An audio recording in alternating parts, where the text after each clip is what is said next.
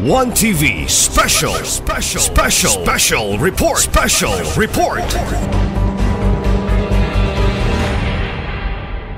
Chair, Mr. Majority Floor Leader, good afternoon. If I may direct your attention to B6, second paragraph of properties. If I may read the provision. By the time the second party chooses not to continue or renew the project, or by any reason cannot continue the project, the full control and management of the land shall revert to the first party, including all the improvements established therein. So this is actually already part of the MOA, Madam Chair.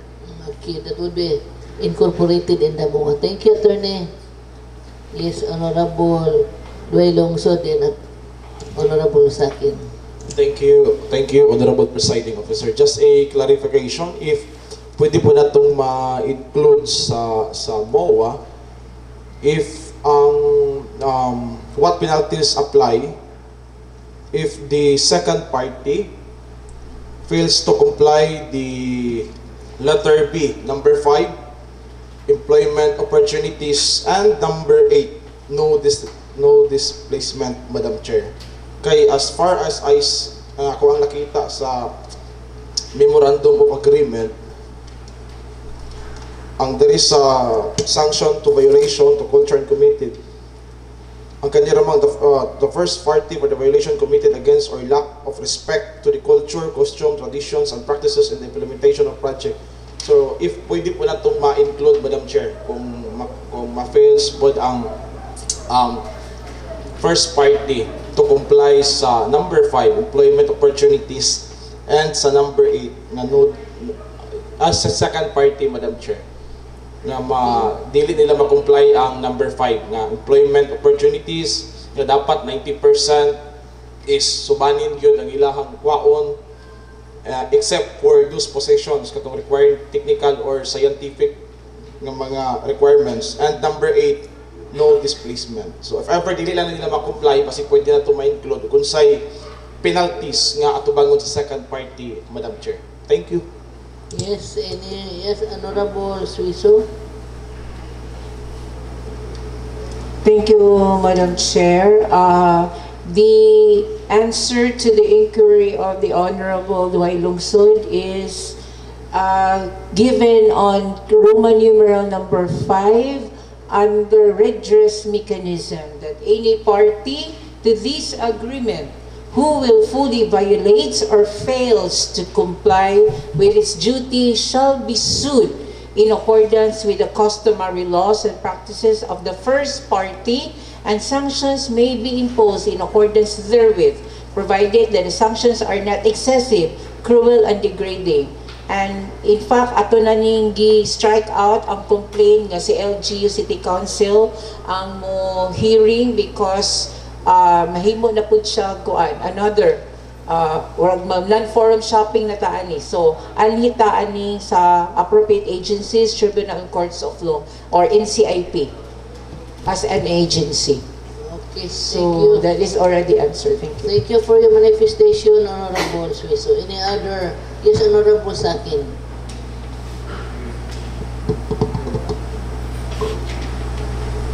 Go ahead. Thank you, Honorable Chair. Honorable Chair, pwede na ito mapangutana si Bai Relinda Bation, Honorable Chair. Bai Relinda Bation, so kining nakalatid sa Memorandum of Agreement, so nagabase ba ni sa insakto nga konsultasyon sa mga sakop sa tribo? Yes, palihog ko. Bagong Bation.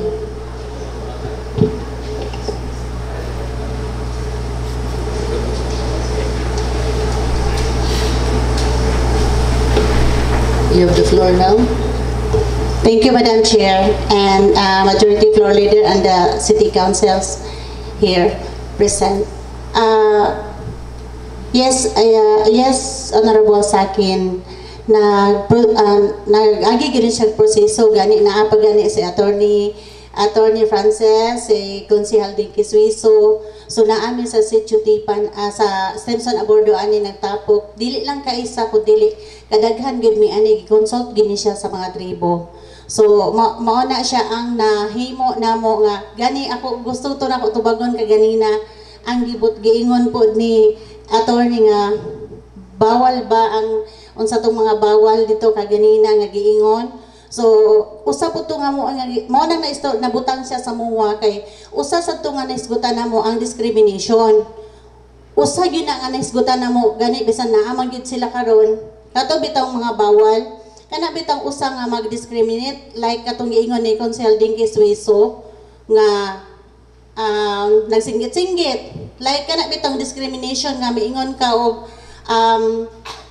yog-yog balagon dagan subanon grabe na ka-discriminate para sa tribo. So mo nang kami nagbutang gyud mi nga kinahanglan gyud nga naay mga penalty. So ibutang gikasabutan na pud na namo dito sa panahon sa among consensus meeting nga magbutang gyud mi ato before mag-operate ang Praise Kusina. Kay aron ikaduha pud nga gihisgutan didto kato bitaw mapapahawa ang tribo tungod lagi kanang hadlok-hadlokon bitaw. So naagi na siya kaning gibutang ni sa MOA karon mao ni siya ang sa gimitingan gyud honorable sa akin na proseso yun na mo sa among mga tribo na amang sila karon no. Pwede sila mapangutana. Thank you. Honorable Chair, follow up. Thank you. Thank you. Okay, thank you, Bae Ril Debation. So, mangutana po ko ni Gokom Dimitrio Sumuan ang barangay Gunutan Chieftain na si Gokom. Gokom Sumuan. So, kinsay laing mga pangutana na to diha? Represented by? Okay, from IPMR from Stimson Abordo. Ma'am? Okay.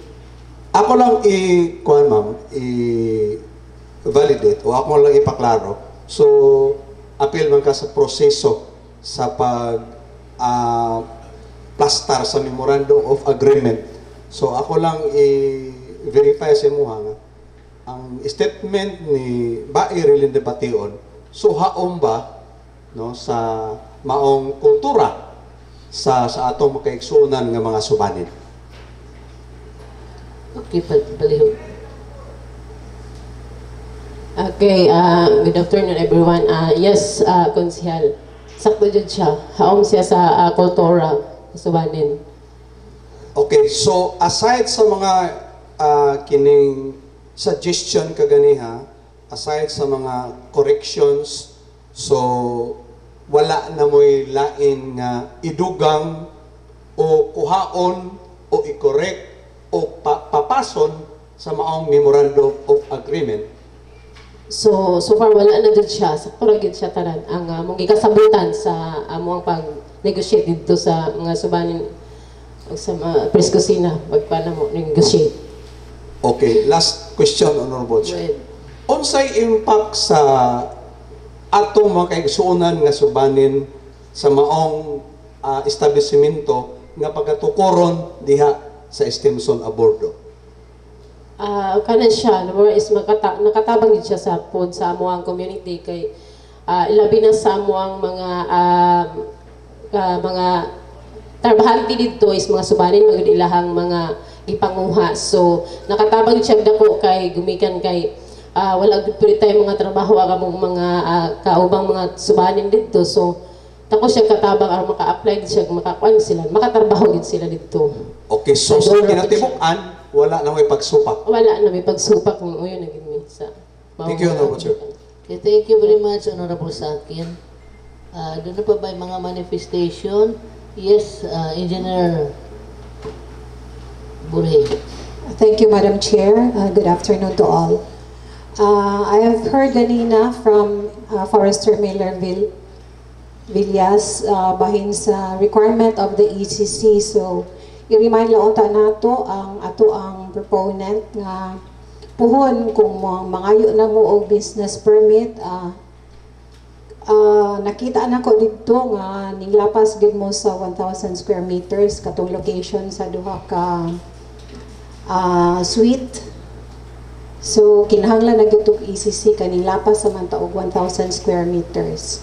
And since sa ECC naa na po na daghan kay nga mga kondisyones, later na po namo pangayuan ang ilahang compliance.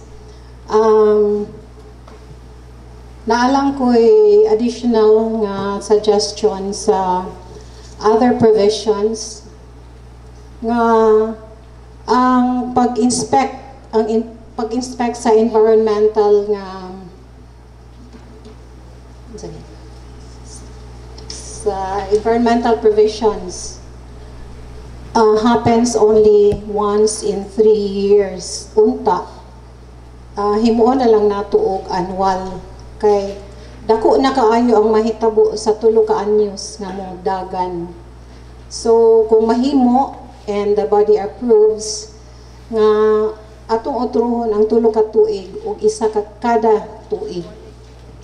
That would be all. Thank you, Madam Chair. Okay. Your Sure. manifestation is instead of 3 years yung mga tong Annual. muna tong Every annual ang okay. Mr. Secretary, kindly take note on that manifestation of Engineer Borhe. Mr. Secretary. Mr. Secretary. Kindly take note of the manifestation of Engineer Borhe. Instead of 3 years kuno, can we make it at 1 year? Annual. I'm sorry, Madam Chair. May I ask the SWIMO to kindly repeat your questions? Thank you. Madam Chair, may I? Yes, go ahead. Thank you, ma'am. In other provisions, environmental conservation, it says here that the environmental inspection is to be conducted every 3 years. So I would like to suggest that we shorten this time because the 3 years is such a long period of time and anything can happen in 1 year's time. So why can't we make it annually? Annual inspection. Actually, Madam Chair, the shorter the better. So you agree on the manifestation of Engineer Borhe? Yes, Madam Chair, the shorter the better, but it depends upon whether the proposal of Engineer Borhe will be approved by the parties, Madam Chair. Okay. Yes, any other manifestation? Yes, ma'am, from the INR. Yes, Madam Chair. Yes, that is a good suggestion actually, but I believe part of the provisions on the part of the obligation of the NCIP, we have visitorial power anytime. It does not say, it does not give period. So which means we can go there, conduct the visitorial activity or inspection even less than 1 year. But that is a good suggestion. I suppose I agree with that suggestion. Thank you. Okay. You Madam take Chair. note on that, ma'am. Madam Any Chair, other manifestation? here. Yes, Engineer. The visitorial monitoring here is for the NCIP only. The environmental inspection that involves the local government unit, that is what I am referring to. Yes, Yes, noted, but the NCIP does not do visitorial power without coordination with the partner agencies like local government units, the ENR, or other stakeholders. Thank you. okay. Thank you. Noted on that. Any other manifestation? Yes. Wala na? Sir, from the INR. From,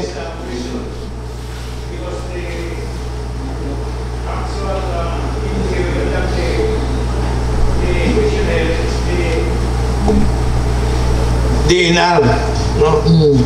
Every year, so always amenable to have it every year. But the point of introduce na ang mga inspection na yung LGO every year. So, pwede na ibutan nato nga sabi ko sa LGO inspection on environmental and sanitary compliance every year or annually, sir. Pag mo niya reconcile ang provision. Okay, noted, Honorable Majority Floor Leader. Yes, Ma'am Drake.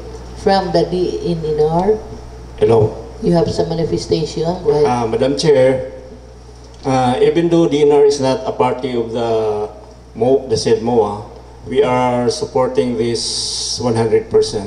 Okay. And for the information of this body, the said project is a non-environmentally critical project. It is located in an environmentally critical area. So according to Presidential Proclamation number 2146, areas occupied by indigenous peoples are considered to be environmentally critical areas. So that's why they should comply with the ECC requirements. Then the DNR is more than willing to assess them and requirements for the said application.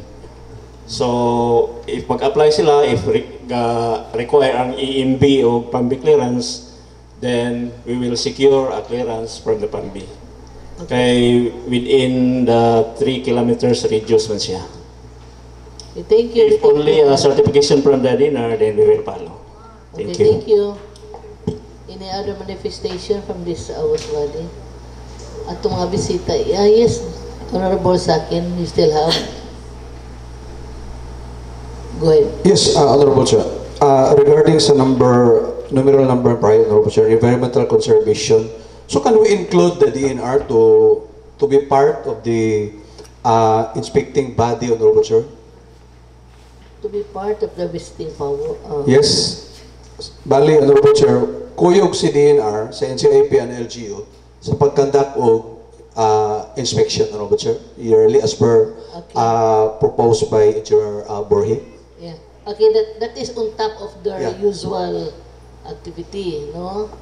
So, Honorable Sakin is requesting kung maka-appeal yapon sa visiting group. Pero they are doing that already. Anyway, Honorable Chair, we must specify the name of the DNR office, Honorable Chair. DNR. Yes, from DNR. Ma'am, you have the floor. Yes, Madam Chair. Anyway, there's no restriction on that point concerning environmental preservation or conservation or issues and concerns. It is okay if the Press Kusina and the IP community also agree. Okay. We take note on that. Noted. Any other concern? In addition, before we wind up? Madam Chair, I would like to let the proponent know this, that operating without an ECC has a penalty of 50,000 pesos. So kinahanglan mag-comply sila ani. Yes. Mr. Guangco, last minute. Last year. Sa other provisions, there is assistance in case of calamity. Paliw ko no. Na usaba na siya. Yes, go ahead. Sa may mong reaction ani in case of calamity? Amo ko diri sa daan nga katong previous draft ba nga himuon nga evacuation area ang Press Kusina in case of calamity. Nausab na ba ito siya, sir, no? Attorney? Okay. Giusap na. Okay. Kana lang, Madam Chair. Thank you.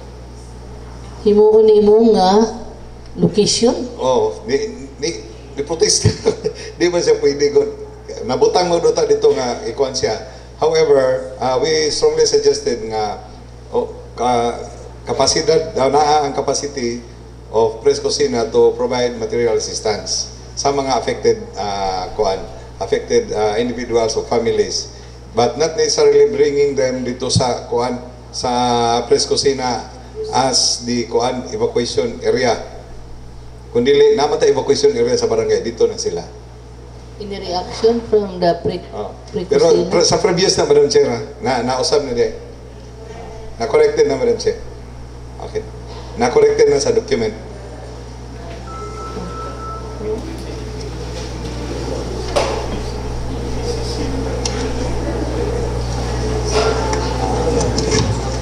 Yeah. Madam Chair, actually my concern is now na-resolve na siya, nanadiya sa document. Okay. Thank you. Honorable Sir, dahil ngayon na tugi karong hapon na I hope all parties were able to take notes sa atong iskutan. Although the City Council naaman tayo nag-record, no?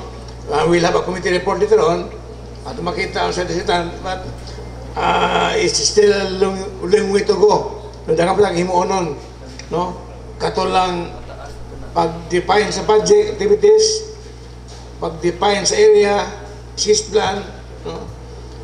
Wala ba ubang sagyot, dagang pa trabaho nun. I hope time will come soonest nga ato na gini-ma-iron out nga ma-final na yung mua. So may we have the floor to Atty. Francis. Atty. Francis. Kinsa? Atty. Francis. Attorney. Yes, Attorney. You have the floor now before we wind up. Thank you, Madam Chair. Siguro one final note before you. One final note before this ends, if that's okay, Madam Chair, Majority Floor Leader. To our friends watching through Zoom, there was a question interposed earlier while discussions were going on. Why is the LGU a party? Why is the LGU, the tenor of the question was, why was the LGU meddling in the tripartite agreement between Press Cocina, the indigenous peoples of Ozami City, and NCIP? This question was raised by someone in the NCIP as well. So the question was, why is the MOA being deliberated in a Sanggunian hearing? Is the Sanggunian a party to the agreement? If I may be allowed to answer on behalf of the LGU, Madam Chair, and allow me to discuss the events of the past. Before the MOA was brought to the attention of the LGU, it is to be reminded that the initial agreement between the indigenous peoples of Ozami City and between the proponent party, Press Cocina, the initial terms were 15,000 per year for 3 hectares of land. 15,000 pesos per year for 3 hectares of land. Imagine the unconscionable agreement that was earlier made. That is why the indigenous people sought assistance from the local government unit of Ozami City, and actually the chieftain, Mambae, will confirm that. Am I right, Mambae? Because they needed help in order to at least find equity in what was going on. By virtue of this discussion and by virtue of under the doctrine of parens patriae, we have now developed a memorandum of agreement in which both the proponent and both the indigenous peoples were amenable. Kasi to the earlier agreement, Mambae, if I remember our discussions in Stimson Abordo, actually in the discussions made in the hearing today, the tribe was only, kumbaga, murag, na pugos lang sila og pirma atong 15,000.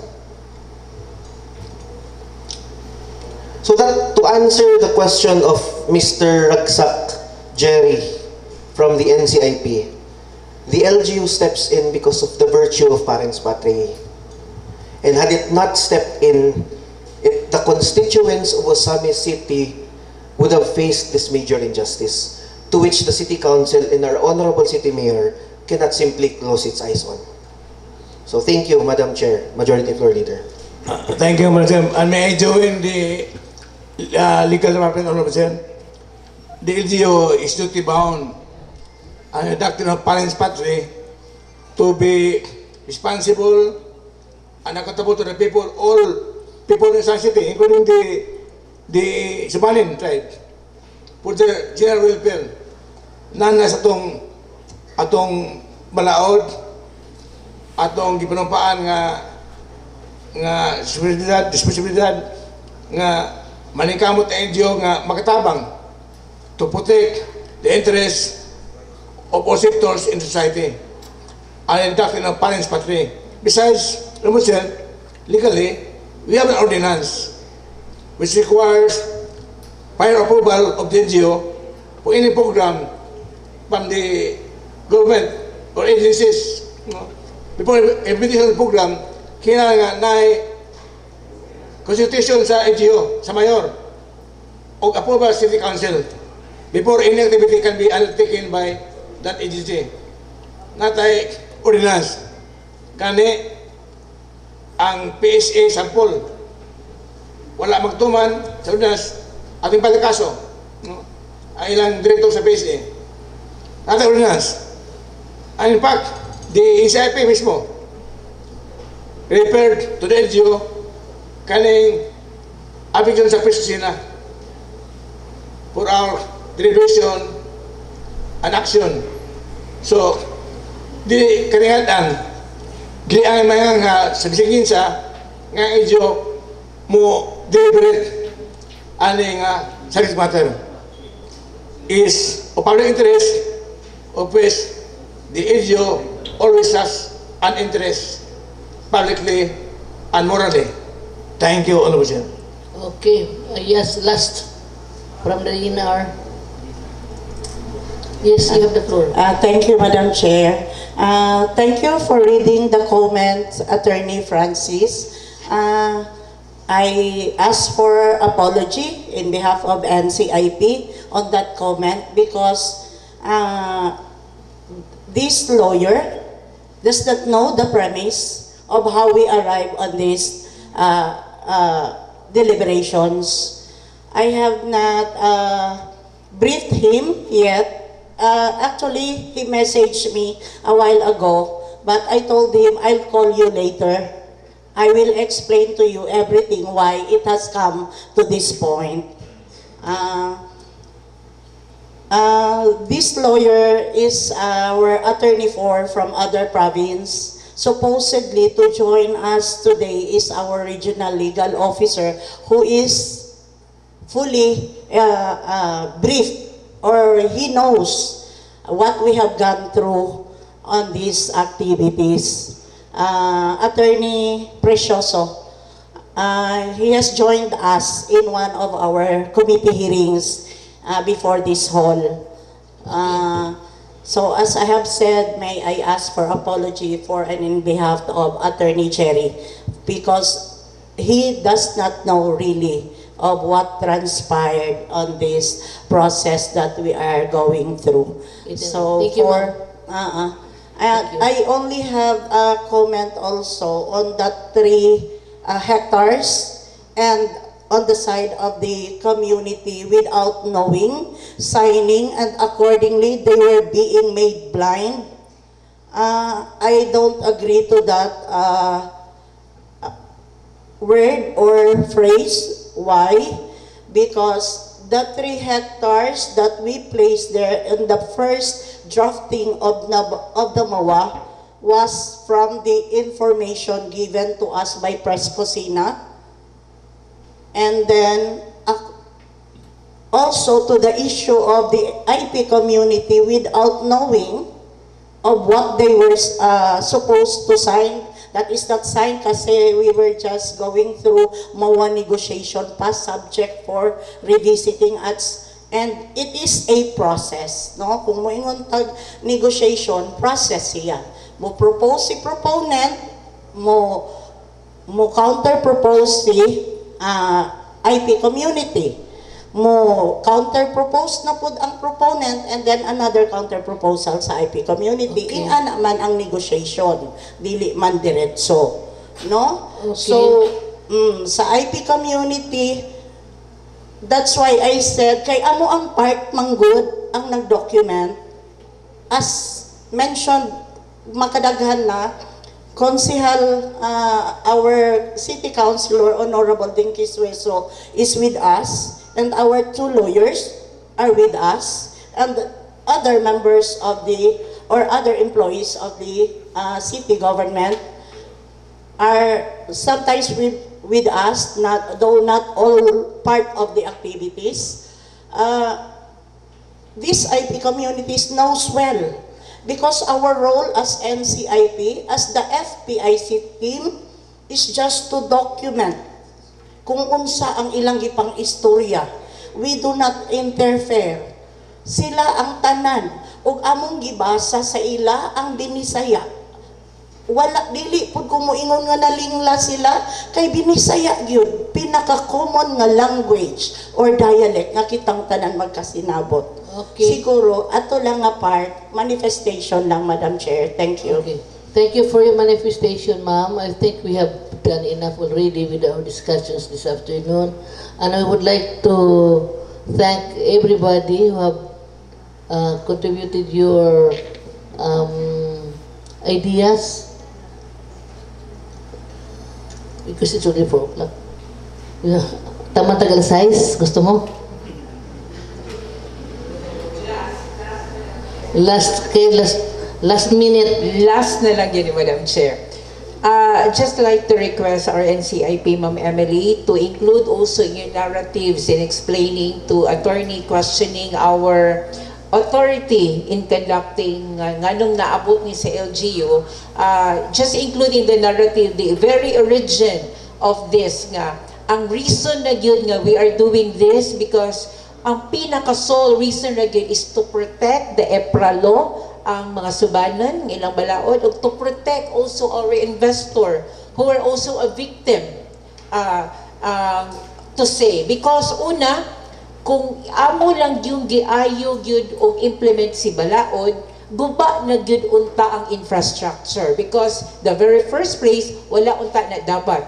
But we believe in the spirit of entrepreneurship. We believe of our investors nga walay no harm ang ilahang mga gihuna-huna. So we give them the second chance to go back to the basic, to go back to step 1. In order to protect the Sabanan, the EPRA law, which is all our duty, and to protect our investors who invested millions. Yan din, mawala lang daw bula.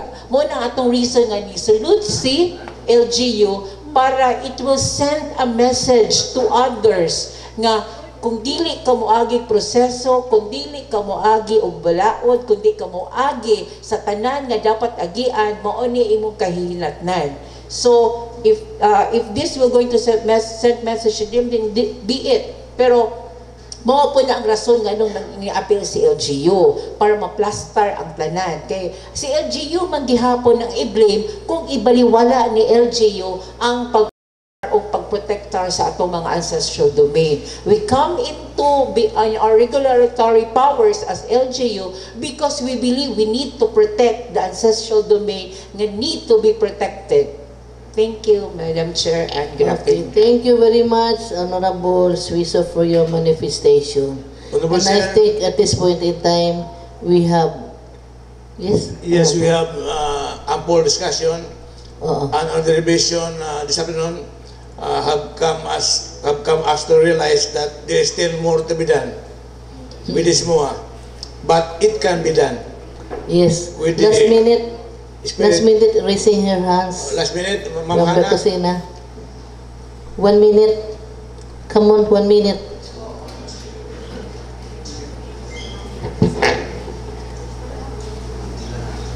Good afternoon, Madam Chair. If I may ask, Sir, kanang regarding sa ECC compliance, unsa ni siya kadugayon kay asikasuhon dayon namo, and then Madam Chair, mangutana ko ma'am kung kanang unsa ka dugayon pod kani bitong sa next schedule sa MOA signing para ma-stretch na mo ang budget para sa among staff sa ilang mga sweldo. Thank you. Yes, in response, dili gid matubag na karon City Council kung unsa gid ngayon kay maagad namin sa atong dagan sa trabaho. But we know that there's still more to be done. Kay paghimo lang sa survey sa area covered, that's certain job, no work. Yeah. Na-survey, kuha lang, i-modify lang to. Modify lang. Okay, nakoy i-submit nga mga kakaning mga gipang sukod. Kana lang i-attach sa mo. Yes. Then yung sa DNR na may sila yung proseso, sunod na proseso sa DNR, ay usalis nga sa Pambi, mo ato lang sa Pambi, yung po verify kay base later on mo require po ba ang protected area management board kay kanang ato NCP area shared domain protected area mo na so na sa Pambi po so ay suggest nga mo ato sa Pambi para maunabay necessary requirements na yung comply. Your Honor, last question. Yes. Maabot ka tag another 3 months or 2 months? Ang taas ka ng 3 Kanang months kung ma-complete yun siya tanan na mong kuan. taas ka ng 3 months kung lihokon yun. Okay. It's a matter of action than words. Okay. Thank you. Okay, thank you, ma'am. Salamat sa imuha pong manifestation. So with that, Honorable Chair, I guess everybody has already their time to be heard today. We hope all stakeholders have been heard to come up with a very good MUA for the benefit not only of the Pasina but the Subanin tribe, also the NCIP, and all of the stakeholders to this particular undertaking.